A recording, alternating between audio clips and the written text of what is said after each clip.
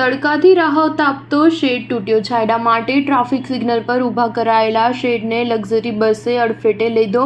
એક બાઇક ચાલક ઇજાગ્રસ્ત. વડોદરા શહેરના અકોટા દાંડિયા બજાર બ્રિજ પાસે સર્કલ પર ઊભા કરાયેલા શેડને લક્ઝરી બસે અડફેટે લેતા ધરાશાયી થયો હતો, જેમાં એક બાઇક ચાલક ઇજાગ્રસ્ત થયો હતો.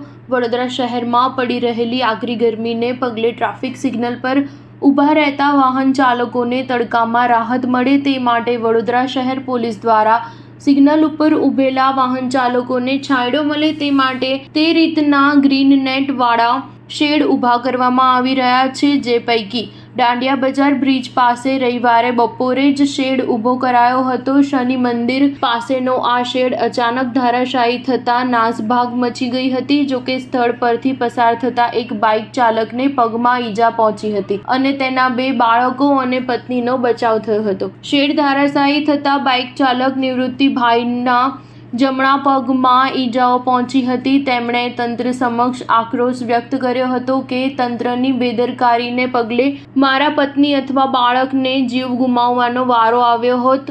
શેડ તૂટી જતા ટ્રાફિકને ડાયવર્ટ કરવામાં આવ્યો હતો. ઉલ્લેખનીય છે કે ટ્રાફિક સિગ્નલ પર વાહન ચાલકોને ગરમીથી રાહત આપવા માટે વડોદરા પોલીસ દ્વારા વિવિધ સર્કલો ઉપર ગ્રીન નેટના શેડ તૈયાર કરવામાં આવી રહ્યા છે. આ કામગીરી શુક્રવારથી શરૂ કરવામાં આવી છે અને રોજ અલગ અલગ સર્કલો ઉપર આ શેડ તૈયાર કરાઈ રહ્યા છે. સ્ટાર ન્યૂઝ 7 હંમેશા સચ્ચાઈની સાથે.